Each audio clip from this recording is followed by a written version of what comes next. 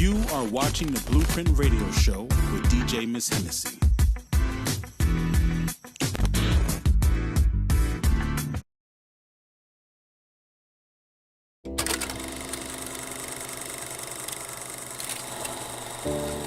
Damn. So much time went by. So much I want to tell you. See, before I couldn't. Wasn't old enough. But now I think you can understand. Ready? Listen. Looking at your picture, I choked up. It's been 13 years, look how you've grown up. It sucks, not knowing you're biological. But I wasn't allowed to be in the hospital.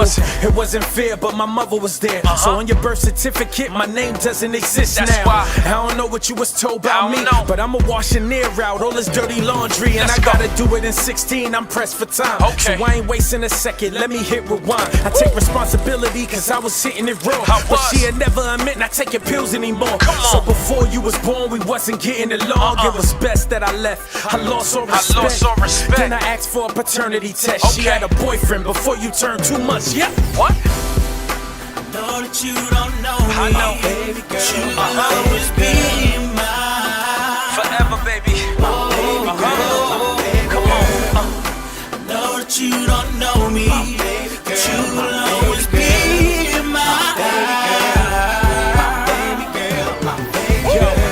I was in my feelings, I won't lie to you. Had to put my pride aside and decide to try to do the right thing, but we kept fighting. And I never put my hands on her. I ain't like that, but one day it got heated. I ain't like how I was treated. That's true. She called the law, her false report was found. Domestic abuse, endangerment of a child. Said I hit her while she holding you, damn, that's foul. That's the last draw, couldn't take it no more. Had to fall back, go and ask about that. Got the paperwork and the bills from the lawyer. Plus I got a phone conversation I recorded. She admitted that she lied to try to ruin my life. So I'm sorry that I wasn't there to teach you to fight or ride a bike. But what she did, that ain't right. And made my heart empty. I hope you can forgive me. Please. Know that you don't know me. I know. Baby girl, you will My always baby be girl. mine. You'll always be mine. Baby girl, baby girl. Know that you don't know me. Baby girl, you will always be mine. I've been in and out your life till you turn 6. She moved you to another state, I haven't seen you since your grandma's 50th and your christening.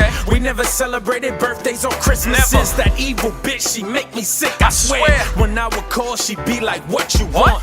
She already got a father, don't bother. You just a donor, then she hang the phone up now. Now I tried to put my pride aside, but I couldn't compromise the morals I got. Had to love you from a distance. I seen pictures, it's scary looking at the resemblance. I heard that you a gymnast, just know that came from me. The way my life's been flipped, but I land on my feet. I got a question for you, do you think about me? Or does it matter if I'm walking or laying in a coffin? Know that you don't know me. Baby girl, you will always be mine. Baby girl, baby girl. Know that you don't know me.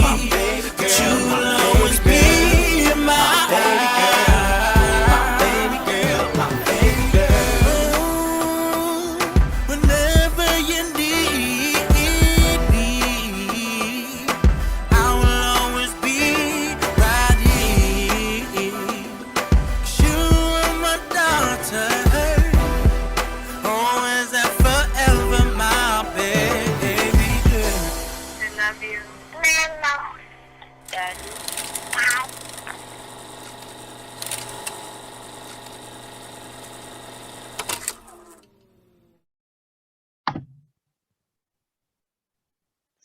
What's up, everyone? Miss Hennessy right here with another episode of the Blueprint Hip Hop Soul Show right here on Miss Hennessy TV. Of course, bringing you all of the exclusives, all of the great interviews from hip hop artists, creatives, musicians, people that just have the talent in every piece of their bodies. We're going to have interviews with them. I'm so excited to introduce my next guest. He is not just an incredible hip-hop artist, he is an actor, he is an incredible creative, and his family. This is my brother Kev Hannibal right here. Welcome to the show, brother. How are you? Very good. Thanks for having me. Hanging in there. You're very, very welcome. How are we doing? Like, look, we're in Sydney right now dealing with lockdown. So how are things in your area right now? We're close to being in that 8. I'm right outside the bubble of that really like lockdown. Like we can go 10 Ks, everybody else can go 5. So I'm right outside the bubble, but I see it happening, getting tested every 3 days. It's coming. I can tell. It's crazy. This is like end of days stuff, man. Like, you know, I know the whole world's in a pandemic, but it feels like Australia literally is an isolated island at the bottom of the world, and everything is so extreme out here for us. Do you kind of get what they're doing, or is it again like with the rest of the country, just kind of going with the flow and hoping that this rises soon, and in terms of the lockdown rises and we get out of it? I honestly don't know what they're doing. I was thinking that they would look at the mistakes and the good things that all the other countries have done and did it here. Because again, remember, everybody was locked down and going through issues. And Australia closed the borders, and I felt like the country just was like closing their fingers and wishing like, don't come here, don't come here. Because we were still open. I was talking to family at home and they were locked down and people were still at the beach here. We was out and about, you know, and then it hit here. And I was like, okay, well, maybe they saw what everyone else was doing and they would get on it. But so I have no idea what they're doing here. There's so many mixed. It really is. And it's so divided, and especially with the entertainment industry or whatever there is left of it. I mean, it's always been a bit of a slow burn in Australia with our hip hop community, right? The hip hop industry here. For the other sector of, you know, the music industry, the rock sector and like the dance festivals, that was always quite rich and quite steady. So to see all of that kind of just die and know how much our peers are kind of struggling right now, it's like Groundhog Day, and you just hope that little beaver's gonna come out and like just go, okay, yeah, it's all over, and let's just get on with it. But it's really challenging. So we're in challenging times right now, all of us, especially creatives. What are you doing to stay sane? Man, I'm just trying to work. I'm not trying to just go through this. I'm trying to grow through it. So I'm taking some study. There's all types of free courses right now. And I'm focusing on pursuing some other things. I've always just wanted music to be like the gateway for other things. I always wanted to start a business and start a few businesses to bring authentic like culture here. In my view, not what these other people are doing. The way I see it growing up, real culture, you know, bringing it here and doing it the right way, owned by somebody that looks like someone of the culture. So now that this is going on, I'm able to take these payroll courses so I can hire people and learn how to pay them and pay GST and how to start businesses and do websites. Like I have a background in graphic design and illustration. So I've been building a couple websites for my businesses. And trying to get to learn all that back end trademarks and you know, all of that type of stuff. So that's what I've been working on, business. Just trying to focus on that. That's what's up, man. Like, well, that more power to you, because we've got to be creative with our creativity right now. And again, you know, there's obviously a lot of layers to you. You're not just obviously first and foremost a hip hop artist and performer. You are an actor. You've had countless roles, you know, here in the US, obviously from, you know, where you're from. But what actually, just so for people, you know, probably watching this for the first time, maybe not knowing who you are, How would you best describe who Kev Hannibal is, and what brought you to Australia to pursue, I guess, the musical side of you? Or did you not pursue it to come here, I guess? Yeah, no, I've always done music, but I came here because the opportunity to kind of, it's such a crowded game. Like when I came here, it wasn't as crowded. Like I always tell everybody, when I first came here, I could probably name every rapper here. It wasn't even a thing to be a rapper here. Now all of a sudden, everybody's an artist. It just went crazy. Before, there was no rappers here. I don't care what anybody say. I can name almost all of them. You know what I mean? So if anybody try to start lying, there was not being a rapper here. People like made you think you were corny if you was, you know, like it wasn't a thing. You know, like Cursor was the biggest one from Campbelltown, the biggest like successful independent, you know, artist. But I just saw it as a way, like at home is so crowded. It's the way it is here now. Back home, our population is 20 times bigger. We have 300, 400 million people there.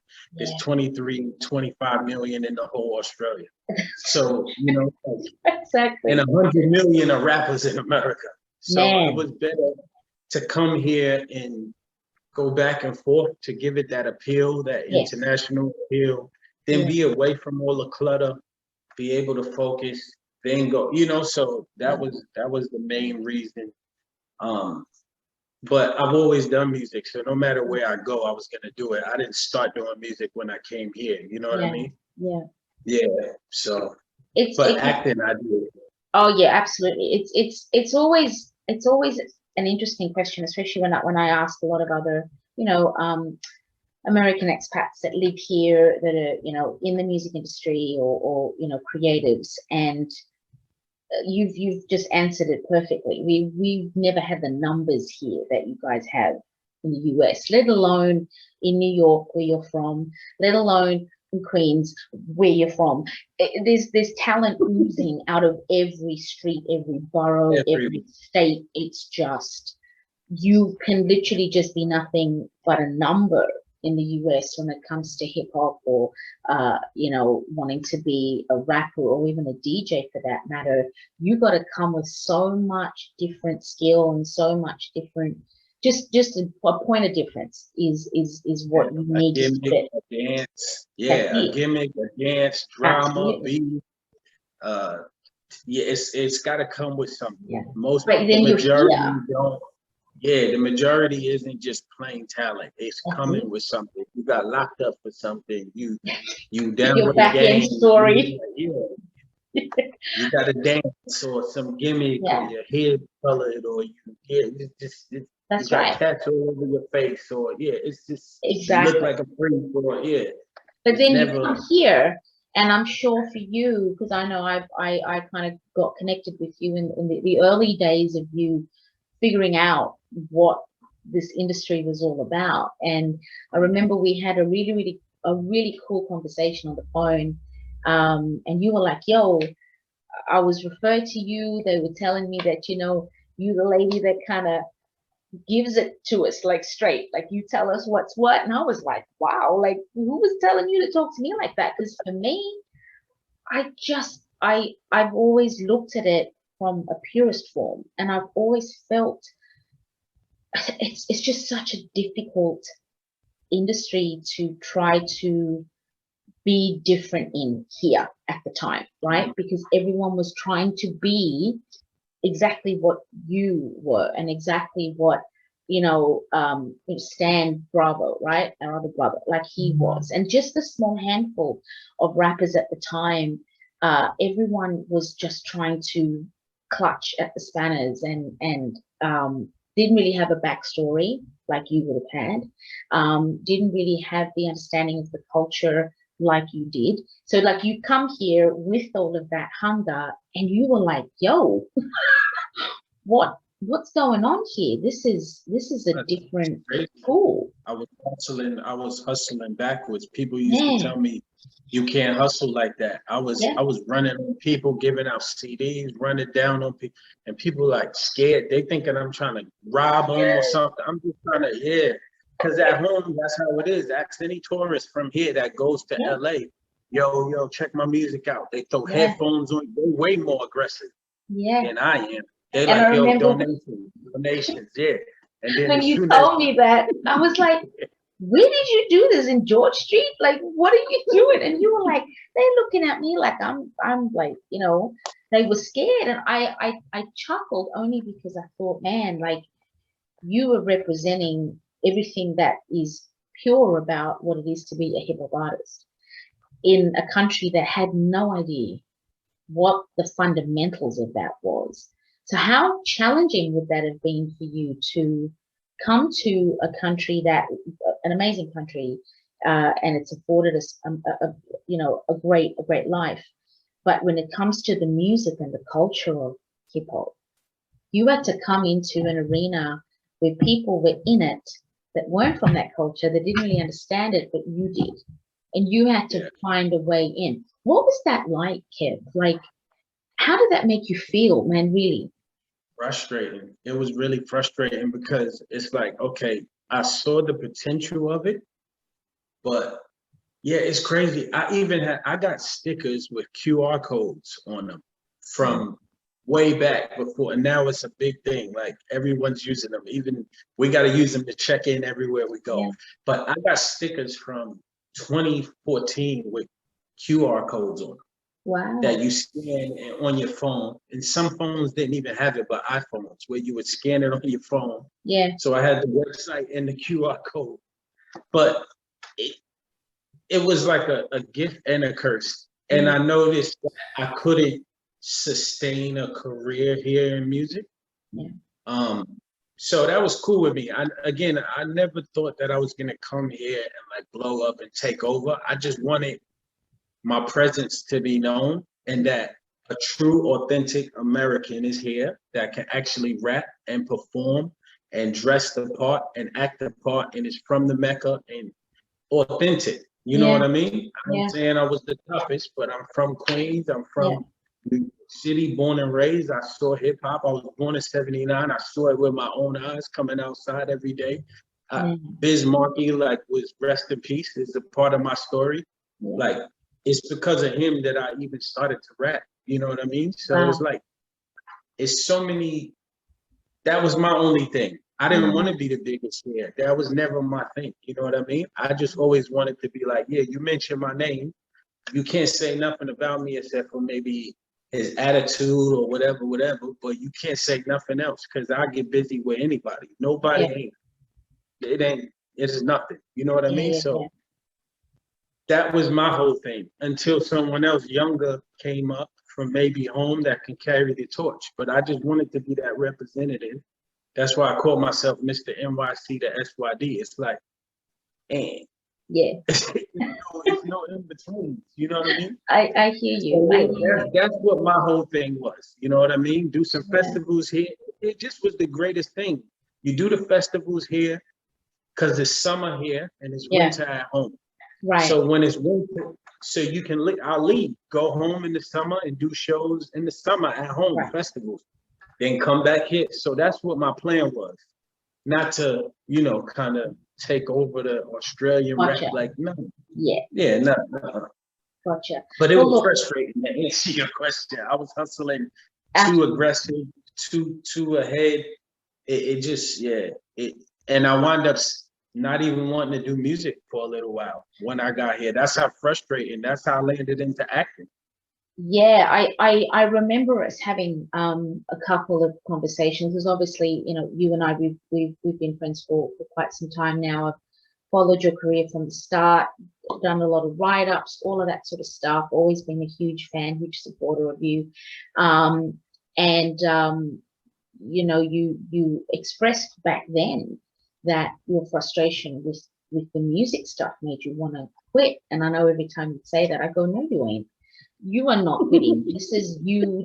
We need you. We need your voice. We need your music. And then you'd have these, like, oh, okay, sis, yeah, all right, you know, well, I got this joint coming out. I'm like, yeah, of course, let's keep it moving, okay? Don't just explain hard to get.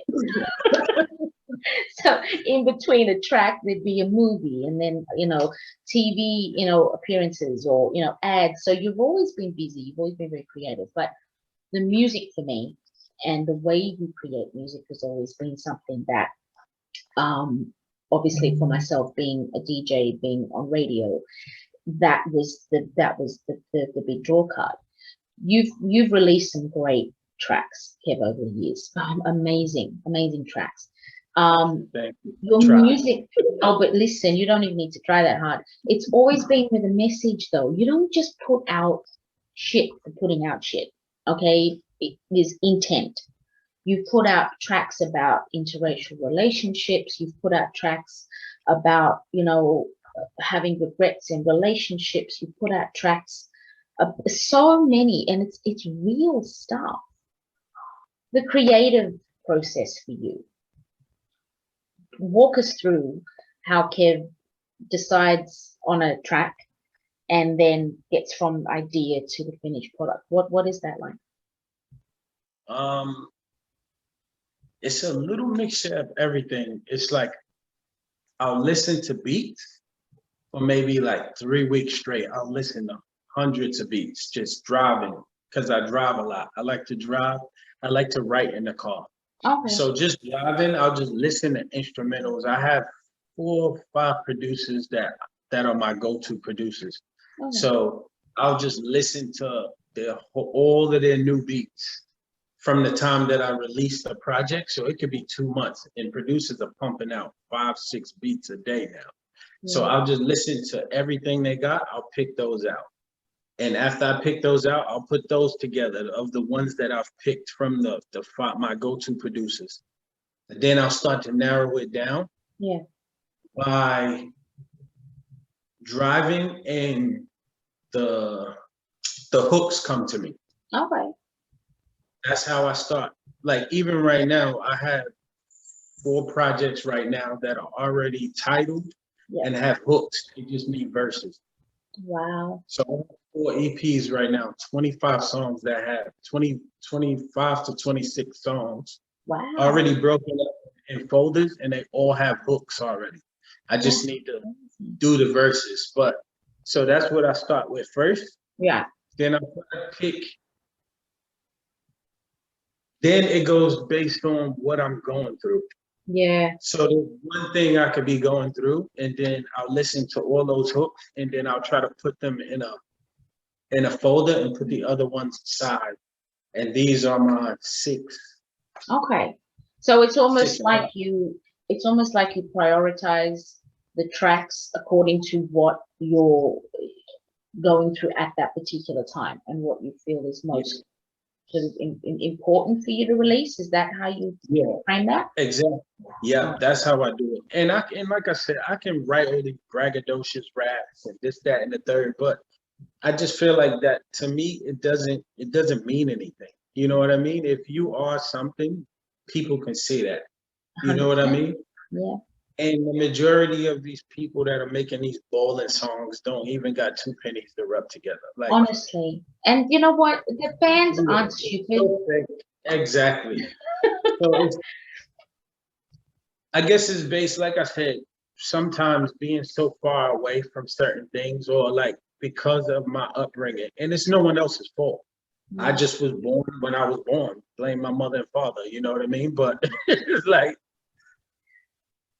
the way I grew up from the 80s, you can't portray to be something you're not. People will run down on you. Yeah. You will get called out. Your family will put you on blast. Like if you got good people around you, authentic people around you, you can't portray something you're not, because you got to live up to that. That's right. And the day you get caught slipping is, you know what I mean? So why do that? Why just be authentic? I'd rather say I'm down and out, I'm struggling, and you see me driving around in the Benz, or you see me out shining, or you see me fly. You be like, yo, that's the dude that was just saying he ain't got nothing to eat. Yeah. I'd rather that, or you see me talking about I got a Benz, I got a Bentley, I got a this and that, and you see me in a rust bucket, or you see me, you know, sharing a piece of pizza or something, and then you be like, oh, he frying. That's like, it. look at him, like, you know, like That's it. work. Absolutely. You know? And you know what, you've hit the nail on the head, because I think that the era that in which we were born, obviously I'm, you know, a 75 baby, so we've come up in that, you know, it's literally the school of hard knocks from that the 70s into the 80s, right? There's receipts on how you were raised, and what you had, and how you went about sort of, you know, holding on to what you had, whether it was a little or a lot. And I think the receipt or the bookkeepers for the new genre or the new generation of hip hop, they don't have those receipts. I think there's a purity that's been lost, I think, in this new guard, and I don't know if it's because, you know, people are living faster, and, you know, they aren't many grandmothers anymore. Like, grandmothers are what, 40, 50 years old. There's no big mama, right? Their children, yeah, they both in the club together. I see grandmothers and they, who babysitting the grandbaby and your daughter and the grandmother. But even like, to go back to that too, is like where I'm from too, all of that balling and bragging and all of that puts you on a radar as well. There you go. Now you're watching watching everything you're doing, how you moving. You know what I mean? You got to move different now. Because now, oh, okay, he got it. I see him. Okay. Yeah. Because everybody ain't as fortunate. You know what I mean? There's some wolves out there. There's stick-up kids. We got something called stick-up kids, heavily, that live for that. Yeah. They watch everything. They watch when you come out your house, when you go to work, when you come into the store, when you, you know, when you spin in the block, when you, they'll get you, run down on you. And see, and that's interesting that you said that too, because I think a lot of the problem that we were sort of having here when we're trying to find our footing with how authentic our hip hop community could be is that there was a lot of artists coming up pretending to be that, pretending to live from that, in that life, or, you know, balling and, you know, Benz, Jeeps, people, you know, all that kind of stuff. Like, but you're not, because that's not the area that you represent, and we don't have those situations out here. And a lot of kids and groups were being checked by, you know, other people going, yeah, but that's not the life that we live here in Australia, so why are we rapping about that? And that was the biggest issue I had back in the day, when everyone was still trying to find their feet. And then, you know, American rappers like yourself will come, and you come from that life, you come from that knowing how to move and what to speak about. And then it kind of left everyone stumped a little bit, because then you're like, well, here's the truth serum and here's the pretense. So where are we going with this? But it's not even anybody's fault, to be honest. And even back home, people do it. I don't want to say it's the industry, but it is the industry. This is what's popular. Yeah. Getting jiggy with it, and you know, at the time, and doing the dances and the lean with it and the rock with it. That's what people got to understand. Everything will move. Yeah. We've seen so many different eras. So everyone has their time. Just keep grinding and being authentic to who you are, and your time will come. Now you see it's going back a little bit to that pure hip hop with the Griseldas and everything has a cycle. We had the stupid dance songs and the turn ups and it's slowly. Now I'm starting to see people trying to rap now, spit conscious bars, and I'm like, last week you were shoot 'em up, bang bang everybody. But again, I understand what they're trying to get on. Yeah. I had a moment too where I was rapping like that. I wasn't doing these things, but I was around people that was handling business. Yeah. So I'm rapping about that stuff because that's what was popping at the time. That's what got you a deal when I was pursuing a deal. But then I had to say, hold on, if I'm by myself, I know I'll handle myself, but I'm not going to take it to that at that time, take it to that level that my people was going to take it to. Right. You know what I mean? Yeah. So you just, I don't know. I guess, like I said, it's the industry with that influence. This is all you're seeing. Jewelry, cars, this, that. oh, I gotta make a song like that so I can blow up. And I understand you trying to get on, you know what I mean? So I don't blame them I don't blame anybody, but that's what's put, you know, on the artist, and it's influencing them. To do that type of thing. You know what I mean? So, Absolutely. there's nobody. So obviously coming back to your music now, I know that we're going to get into the conversation about you actually finishing off or sort of signing off on the music side of Kev Hannibal, which I know we might have another conversation of. Try to reel you back in, go, nah, you ain't doing that. But I think I've played my last card. I have a funny feeling I've played the losing hand in this deck of cards, but it's all good. You're certainly going to go out with a bang. You gave us a really interesting sort of project that you were involved with last year. Collaborated with another US Australian-based rapper here, Nate Wade, and the two of you got together and created Gumbo. The visuals were incredible with the entire project. The music was, again, extremely authentic to the culture and the country that you both represent, but it was based here. So how was Gumbo received by the Australian community, and what was that experience like for you collaborating? Because you've always really kind of been a solo artist, really, at the end of the day. Yeah, it was good and bad. Yeah, I'm very controlling when it comes to my music, because it's always just been about my life and the things that I've been through. I'm the one that seeks out the producers, the mixing and master engineer, the video guys. We come up with the treatment together. I find locations. I get the actors. Right. Like, they literally just show up with a camera and come up with ideas, but I cast everyone. I get the locations. So I'm really heavily influenced. So with this one, I had to give up some of that. Yeah. And it was difficult because I've been doing it my way for so hard. long. Yeah. But it was easier as well, because it's like, damn, I just got to write one verse. Yeah. Damn, I just got to do the hook and write one verse or come up with a bridge. So, and then we can put this out like this, because now it's two incomes, two people putting money together. So this video that costs $3,000-4,000 or whatever is only $1,500. Oh, when we shooting the next one, because I'm used to spending $3,000-5,000 on my own for a video. So now let's line up 3, 4, 5 videos. You know what I mean? So it has its pros and cons for me personally, because of the control thing. But yes, other than that, it was good. We had way more reception and love back home as we expected. Yeah. We got some really good press out of it, some big magazines, some videos.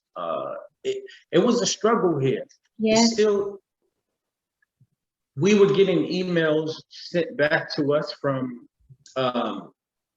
Simone, who was running our marketing and PR on High Ground.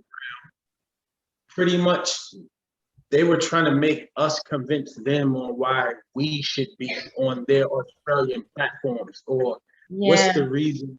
So it was just so that is so frustrating, man. It's just, and it's so tired.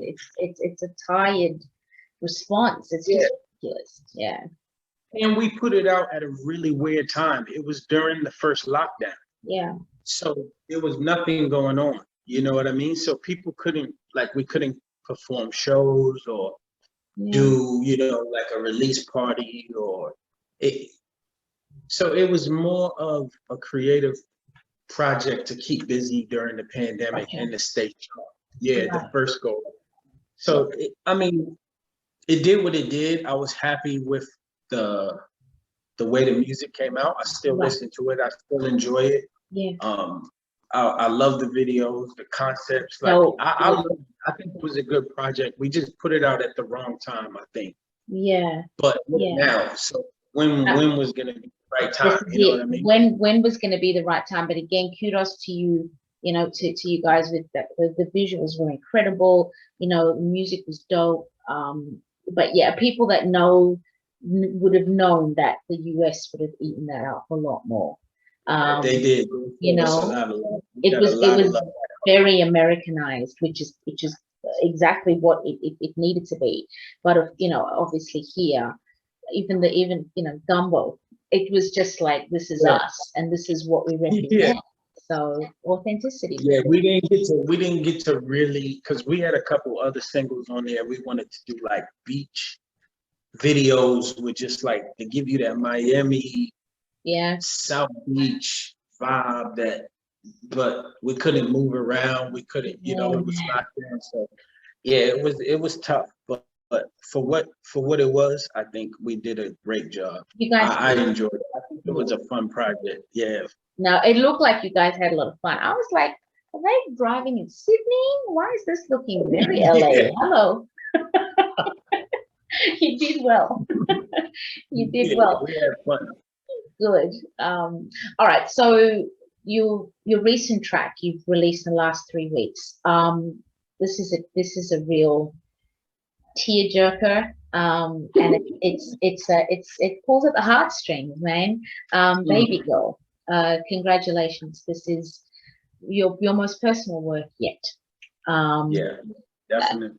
A lot of people that listen to it, I'm sure, especially with your closer friends who weren't aware of the actual story behind it, man, it was a lot to take in, and to also know that this has been a very personal and silent battle that you've been dealing with for quite some time outside of the public spectrum, as it should be outside of that.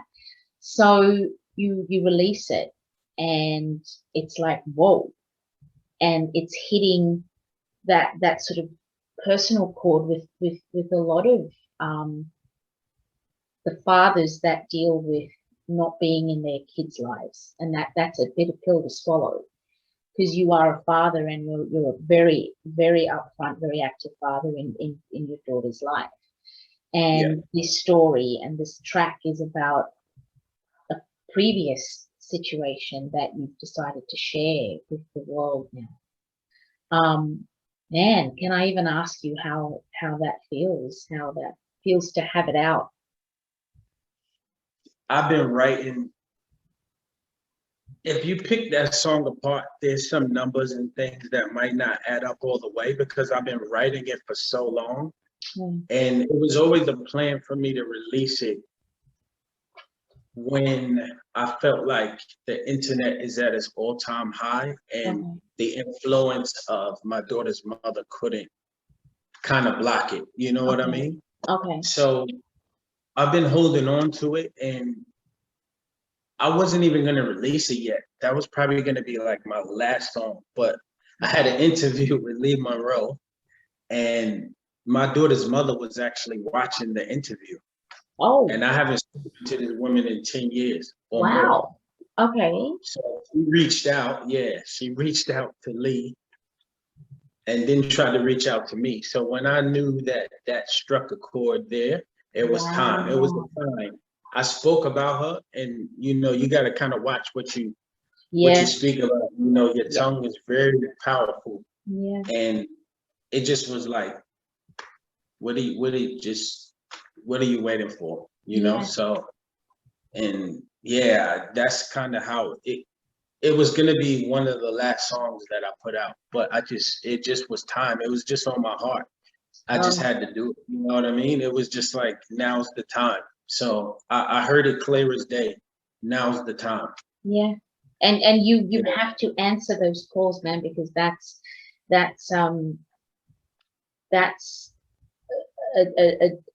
a voice in your head that if you don't answer that call as a creative, as an artist, that's like you'd be denying your heart again.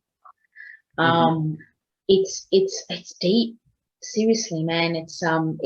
It hits such a nerve, and I don't know what is going on with me right now. I'm very emotional. I cry at ads. I'm crying at the Olympics. I cry at anything. So when I was listening, when I was listening to that and I watched some of the visuals when you obviously released it on social media, it's just, how do you just keep yourself composed with that, Kev? Like, I'm sure you've had some dark moments over the years. Yeah. Definitely. The thing is that there's other things in that situation, like to her mom and other people, it might look like, oh, he doesn't care, he's this, he's that. There's been moments, there's things that I do in the background that no one knows about. Like, you know what I mean? Some things that she has come from me, but she doesn't know that. You know what I mean? But it's not for me to, I don't care about it. But yeah, it's I just constantly try to pray on it and hope and wish that I get that moment with her eventually when she becomes an adult. Even now, I don't know if that conversation can happen because she's still a minor, and I don't trust that situation. I don't trust. Absolutely. The things that happen in that song are real. Like, that's the reason why I had to really fall back. My life could have been destroyed. You know what I mean? People wasn't playing right. Yeah. So, I don't really want to have that conversation until like 18. No, absolutely. You know? When you're an adult on your own and can make your own decisions. Because then it could just get, like I said, the way I think, you burn me once, I'm kind of like. Absolutely. Yeah. Once bitten, twice shy type of situation. And your only focus is trying to reconnect with your daughter and do it the right way, do it organically, do it all of those things. And do you know if she's heard your song? Have you had any, are you aware of anything, or you just hoping that your daughter's heard the song? Well, I know this is going to be watched, so I'll just say, nah, I don't know. Okay. We'll have a conversation offline, but no, I don't know for sure. She hasn't messaged me and said Kevin or Kev or Dad or I heard the song. So that's the confirmation to say. Yeah. But I know her mother heard it though. Right. Man, it's just, you know what? It's a defense to laugh. To say, absolutely. It's not a funny matter at all, you know. It's not at all. This is a very, but just being vulnerable, like that's how I've always been in my music. I felt like it's time. This is my way out. I got two more songs left, and this was just a part of my exit. It's something that had to be said, had to be done, and I think this is the only way I can express it the best way I can and leave it. And, you know, with the internet, it lives forever. So if she goes back and hears it or researches or looks for me or anything, she can be like, damn, he thought about me. Yeah. He actually loves me. He didn't just disappear. There's a reason why. Let me hear your side. Or she could say, screw you. I don't want to hear nothing you got to say. You wasn't there. That's just a part of life. You know what I mean? That's just how it is. But I had to get it off my chest so I can continue to push on and live on and say, hey, listen, it's out there. I take responsibility for my part in it all. Maybe I could have fought harder, but at the time I was young, I was angry. You know what I mean? There's a lot of things that there's a big conversation to be said, but that's for me and her to have a sit down and have that conversation. You know what I mean? Absolutely. But I just had to. I've been writing this song since day one. Wow. Well, you know what? Good on you for doing it. Your courage. I wish you all, you know, all parties involved, just healing and whatever comes out of it, just for you to get the answers that you are seeking and that you do deserve, and that if you do get to reconnect with your eldest daughter, that it is everything that you want it to be and more. So I just really just wish you the best, and you know, congratulations on the single. It is absolutely beautiful.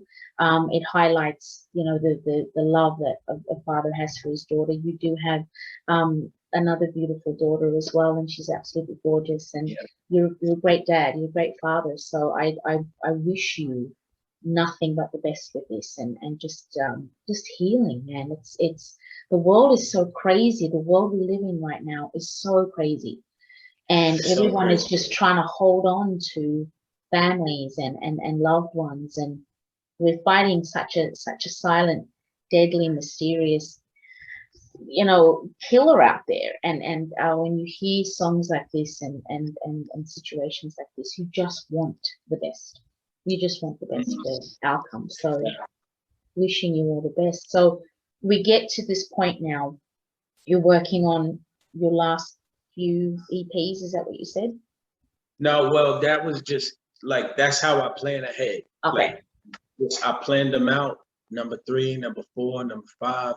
Like, so my thing was I was gonna do 5 projects, just the whole I Got Issues series, all the way up to 5, and then the last project was No More Issues, where everything was just gonna be the growth. You were gonna see the real growth of me. I love the titling. It was I love gonna be it. a real positive, like, Yeah. thank you for supporting me. I've gotten through this. This is how I got through it. That's I'm at dope. this point now. So all the hooks are all done for these projects, all the way up to that point. But it's just living through certain, moments to pin it, because like I said, that's the only way I can write. Yeah. I'm uninspired now. Yeah. And that's not a good place to be. I feel like the quality of music, number one is I don't force music. That's another reason why I don't do a lot of collaborations. People send me stuff and it's not that it's not authentic to me, or it just doesn't catch me when I hear it. There needs to be something to connect to my heart and my mind when I hear a song that makes me want to write to it. Yeah. And sometimes you just got to go through it. And I know I've sent people records too that they're not ready. They can't get that. They're probably in a really happy state of mind. And I'm like, the record is depression. And they're like, whoa, I just had a baby. I just got married. I can't, write about depression. I'm happy. So I get it, it's just how it is. But with me, I can't force music. And then before this pandemic, I was going home to read 2 to 3 times a year for like 6 weeks at a time. I haven't been able to travel in over 2.5 years. Man. So it's something about home, like going past my grandmother's house, going on my block, going shopping, eating the food, smelling the air, hearing the sirens, the gunshots, going to pissy project hallways. The hustle and bustle, seeing people hustling on the corner, and then people selling waters and socks, and kids on the train selling candy and flipping and dancing and donations. I can't even describe it, the sensory. Yeah. And then hearing the music and walking past and hearing other MCs going crazy that's not even trying to rap, that get busy. Right. Like, it just makes you so hungry. Yeah. It's the recharge. It's the recharge that you would do. Yeah. That's my recharge. That brought me back, like, okay, boom. Or I would go home in those 6 weeks, I come back with a project, and now it's time to record, shoot the videos, get it going. Then I go home, get that inspiration again, write those songs, come back here, record, shoot the video, do the process all over. But because of that, it's. And that's hard, man. That's hard when you rely on that inspiration as well. As an artist, as a creative person, we get our inspiration from many different areas, and a lot of people need to be in their native homeland, or feet on ground somewhere that just excites the hell out of them. And when you're in lockdown, even though this is your home, this is your adoptive home. I mean, and I speak from experience, right? Jay, you guys are, you're close. My own husband has his own battle with that, and he hasn't been back to the States for 5 years. right? And I see him go through those cycles, you know, every birthday for his mom and dad, you know, his sister, and you know, we'll follow his, you know, our nephews online and the things they're doing, and he's cool with it. But I know when he's not, and I can see that he just needs to put boots on ground, right? And just recharge. That's it. Just landing sometimes, it changes your whole. Yeah. And I land on the West Coast. I'm from the East Coast, but just landing in California and then taking that drive just through the desert to Vegas to see my people and the lights and the people and then to get on the plane and go to New York. It just does something. Yeah. It's like, damn, this is what, you know, but it's such a good, and I'm not complaining because no, I don't take it to that. Beautiful country. It's a beautiful country. I have no complaints, you know, except for the travel thing. Like, it's beautiful. There's major opportunity here. Yeah. You can get money. You can start businesses. It's amazing. Like, but it's not home. You know, I've been here, maybe it's going on 7 years now, and I've lived in America almost 30. Yeah. Yeah. You sound just like Jay. Like, even sometimes he'll say something like, oh, you know, we'll have conversations and he'll say something, I'll be, babe, you're not in the States. Like, we're here. But he'll say it as if he's like, yeah, but this is how it should be. I'm like, no, like, some people, we still have dial-up internet. Like, no, I'm joking. But like, it'll be the internet that'll get him totally unhinged. And he'd be like, what is going on? Like, in the States. And I go, well, not in the States, honey. Like, you're here. So but I get it. I totally get it. It's a big adjustment. So that's my main thing. Excuse me, yeah, but not being able to travel and just being uninspired. Yeah. Just listening to the state of music right now. You can tell. Yeah, everything just, it's like, excuse me, it's just like microwave. Yeah. You know, like J. Cole's album came out, it was so dope. It came and it went. Yeah. It's like an album used to last a certain amount of time. It made an impact. People like him that are important. Nas just dropped the album. It's fire. I love it. I'm biased as well because that's my favorite rapper. But the whole point is next week, everyone will be talking about Kanye's new album.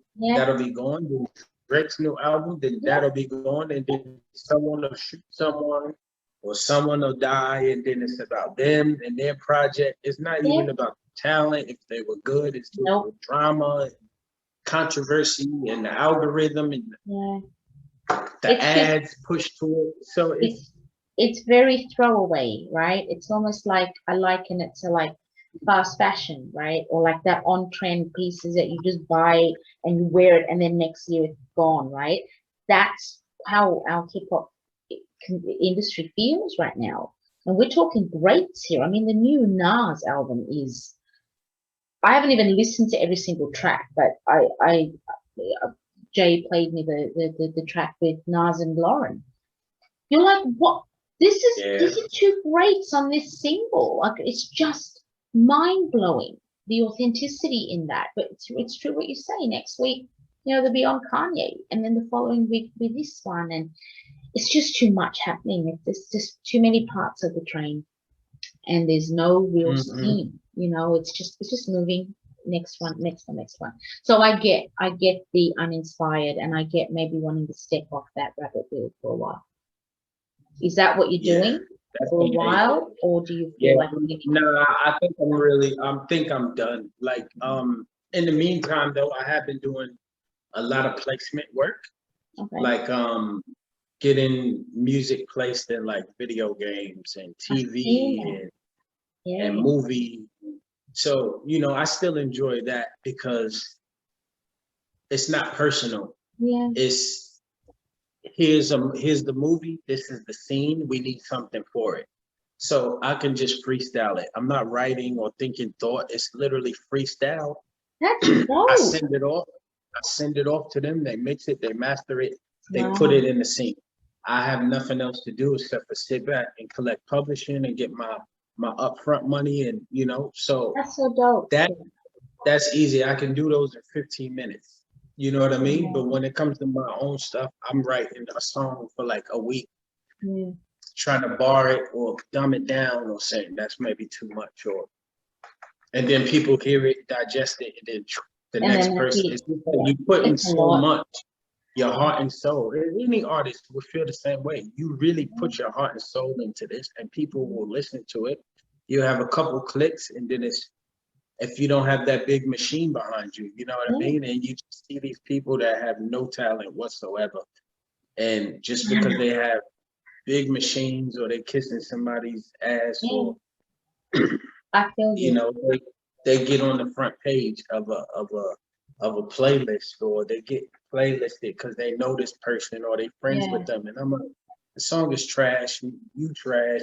It's like your blog is trash. That's just it. Yeah. Like, oh my God, that's so funny. So many songs have come to my mind where they've been like, you trash, your mama trash. Everybody's just but we won't get into that. We ain't gonna trash nobody, but I get what you're saying. I'm not a rapper no more. I don't want no smoke to anybody. I like it. I'm just a fan. I'm a fan. I'm speaking as a fan.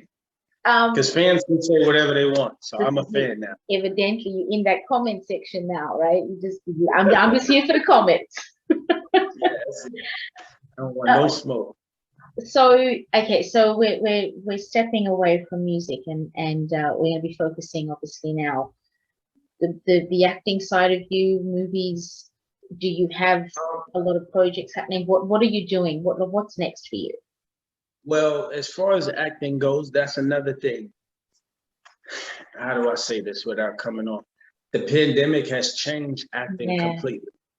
So this is the thing now. I'm good at working the room.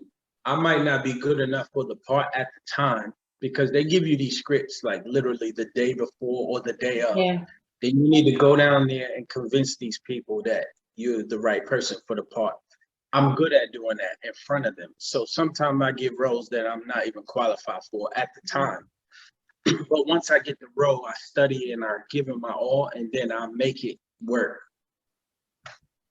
Now everything is self-tape. Okay, yeah. So you're taping yourself and sending it in. It's kind of like that's different. It's a different vibe. That's like performing in front of the camera. Like that's why I never took those. I'll get opportunities to perform. I gotta get some water. Go get if you need to. Yeah.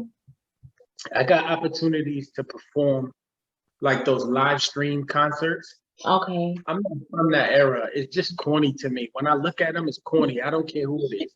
It could be Nas, my favorite rapper. I just think it's corny. Yeah. I like that energy from the audience. That's the era I'm from. Controlling the crowd, speaking to them, the engagement, taking the concert from a high to a low, then ending it with a, these are things you study and you learn from the game. Doing all of that online stuff is just kind of, how can someone look at you and go, okay, he has the part? No, like you need to physically see me. I need to give you that eye contact. I need to let you, so they scrolling through tapes all day. They like this. Yeah. And that's so challenging too, man. Like I just want everything to come back up correct again, because the entertainment industry is just suffering so much. Like hearing that reality, right? Yeah, so what's next for you? Acting? And you were like, well, yeah, but we're still in this. That's just one part of it. Another part is because we're going through this, there's people that don't even want to act, that are not actors, that are getting roles and stuff now because they all live in the same house, because they're not trying to. Of course. So now you have people that are actors now that are doing roles, that are getting jobs that necessarily they wouldn't even look at you. But because you live in the same house and you just fit the description, they're just like, we need to shoot this. We got the budget. Just grab a family of 5 and just put them in front of the camera. Crazy. Grab a family of 3 and we just need 3. We need a mom, a dad, and a son. Just, like they live under the same roof. It makes it so now you're knocking out the people that actually do this for real. So it's becoming, it's kind of crazy. It's a crazy state. So I kind of step back. Yeah, I step back from that. I'm like, I don't even want to do any self tapes or so right now I'm on a break. I told my agent, I'm like, I'm not really trying to do nothing until it opens up. Like, Fair enough. You know what? You know what works for you. You know what's right, and you know the environment that you need to be in to really shine. So I think a lot of the time, and I'm sure there's a lot of other people that we're acting on the regular that probably feel the same way. Like this ain't natural. This ain't right. It's some sense has to be made of it at some stage. But it's good to know that you still got your finger in the creative pies. And things are obviously moving. You're focusing more obviously on the business side of things and getting that business stuff down. So when things do come back around, I know you've got a lot of projects that you're just going to come flying, right? They're just going to come at us. Yeah, just like you, I'm trying to do the media side too. But I feel like my passion has been, I've been getting more into my passion, having time to actually sit down and like really not move around so much. Like I said, besides the business thing, like I have a huge passion for sneakers. It's always been something for me. So, that's going to be a business that I'm looking to step into, but I'm not going to say too much about it yet. I'm going to just show. Hold that card. That's great ideas that separate me so crazy. But just doing the media thing, like I have 2 shows. One is called Top 5 that I'm gonna do like this online with people from all over the world, all my friends that I know that are heavy in the sneakers and stuff like that. I got this crazy idea. It's called Top 5, and then there's a show called Kicking It with Kev. Cool. Yeah, so those are the 2 ideas that I'm gonna start working on a lot more now. May as well, man. You got to jump on, right? It took me a couple of years to get up the courage to do this. And look, everything I do, it's a one-woman show, right? Producing it, finding the talent, all of that sort of stuff. I've always been like that, and I don't know any way else to be. But I'm teaching myself along the way about this YouTube world and how to make things work and getting softbox lighting and green screens. Like, hello, it's like I don't have no studio, but I'm making makeshift studios. My family are coming in here. Mom, can I play a game? Not tonight. I'm interviewing. Why is there a green screen on the wall? Because mom is working. Like, it's just we got to do what we have to do. So it is what it is. But we got to keep it moving. But before I obviously we draw this to a close and chat a little bit later on. I'm sure hopefully when things get lifted, my ultimate dream with this was to be able to bring it to the person's house that I'll be talking at and see what you're doing in your studio, that type of thing. That's what I'm hoping, but we'll see how we go. But I did just want to touch on things obviously with back home. I know last year all of us were dealing with so much with what was happening with the Black Lives Matter movement, and just the visuals and the images that we were seeing, obviously with everything that was happening in the US, with George Floyd's passing. That was a very personal thing for you because you actually connected to the family, and that was a crazy time for us being here to see what was happening over there. It's nothing unusual for people of color to see this, but for the whole world to be seeing it at the same time, it was a very, very strange sort of out of body experience. But I'm sure for you, that would have been a lot more personal. How is everything with that? If I can ask, how have you sort of come to terms with it a year on, and obviously having the connection with his brother? Well, just seeing the progress that Terrence was making, which is George Floyd's brother, just the progress, getting the justice, number one, him being happy for that, him having a statue, him being remembered, this setting a precedence of like people stood up for, and we got justice finally, you know what I mean? And they're admitting somewhat to, not fully, even though he got, found guilty. Yeah. But there's still so much more that needs to be done. This is just the start, but it's better. It's the most progress we've had in so long. You know what I mean? And yeah, just seeing Terrence happy. It's his brother. You know what I mean? So for him to be able to smile and be strong and make these appearances and give these speeches and say the positive things, when that happened to his brother, I'm not sure that I could do that if that happened to my brother. Yeah. You know what I mean? So to see him being strong is just like, I gotta be strong too. Why would I be sad if he lost, he would be sad. But I mean, everyone's lost so many people. I've lost like 3 uncles since last year that have all passed away. My mom almost died twice in the last 2 years, like comas, and my uncle right now, thank God, he wasn't doing too good. He's in rehab now just from catching COVID, and it's my dad passed away. So these last 2 years have been crazy, and then not being able to go home. Man, absolutely. So I'm constantly on the phone with family, just praying with me, speaking to me, talking to me, videoing, and the good thing is that I have family on each coast. So if they're asleep, they're awake. So when they go to sleep, I can call it East Coast. So that's the blessing of it all, is that there's always somebody that's up and willing to talk and telling me what's going on back home and how things are moving and how people are doing for real, so. For real, I'm so glad you said that, because we see so much online, and it's just traumatic. It's so traumatic just to constantly watch some of these images and these things, and it really does taint your view on what you think America is really about. And unless you've lived there, or you're married into it, or you've got that sort of connection. Oh, the green screen is falling down. Look at that.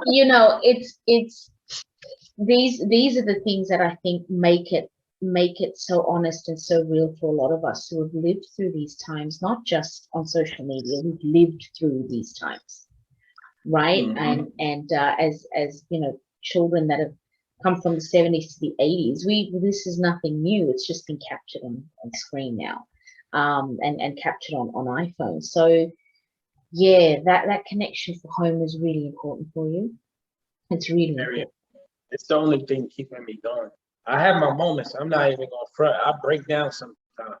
Sometimes I break down. I'm human. We're not robots. You know what I mean?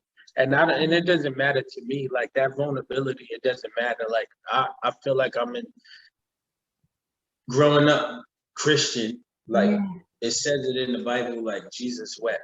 And if Jesus was one of the strongest men to walk the earth, and he cried, why does it make you a punk if you cry if you're a man? Yeah. So that's how I always think of it. It's like, there's moments. It's tough. Sometimes it gets tough, But having my daughter here too is another big thing. Like, I'll call her sometime and she'll just say something funny and make me laugh. She's hilarious. Yeah, she's the best. She's hilarious. So she always has me cracking up. She always got something to tell me, or some question to ask me, or something. I'm just like, where does this come from? This little girl is. No, these kids today, brother, I can't even front. I can't even front. They keep us going. They really keep us going. She definitely keeps going. 100%, 100%. Hang on 1 second. I'm just gonna pause it because I want to put this as some ghetto shit.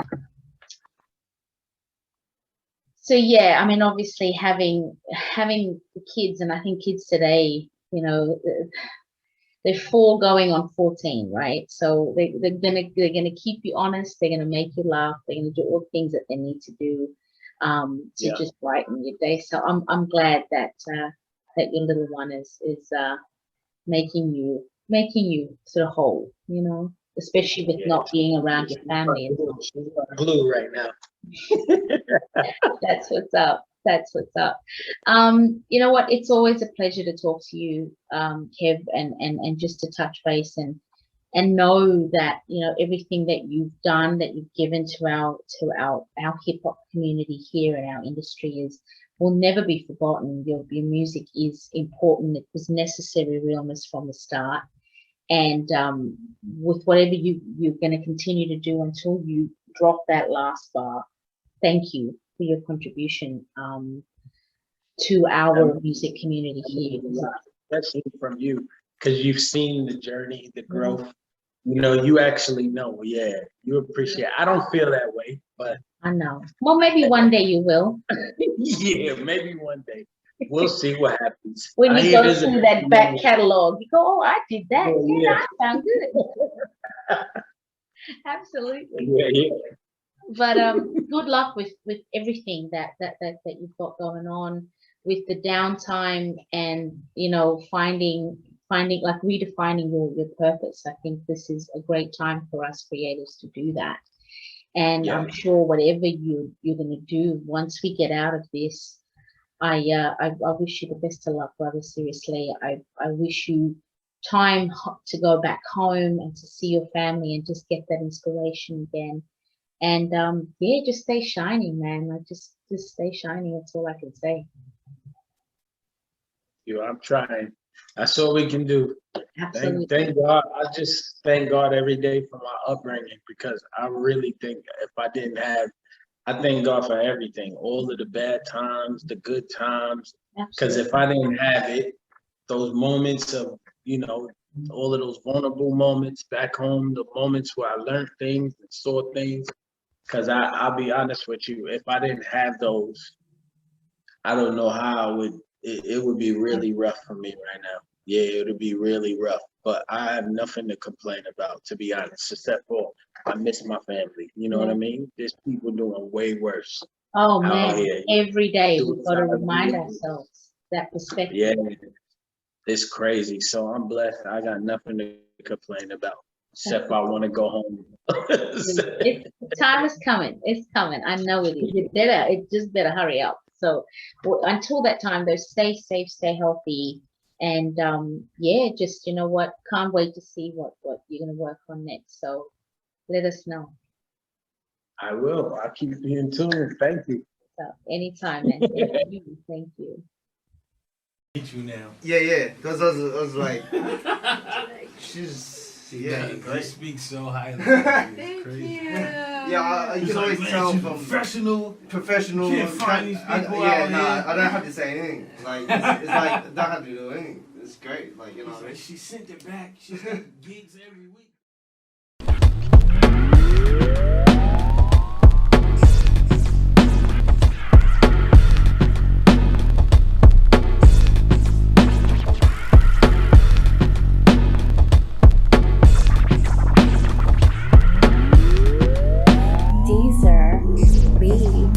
Can't eat, can't sleep, so I'm hungry and tired. I'm so inspired, it's bags under my eyelids. One word to describe him, grinding. See what I'm trying to do with no deal. Requires no meals, no pillows, no bed. I'm putting in work, I can rest when I'm dead. That's why I'm so ahead while they snoozing, I'm moving.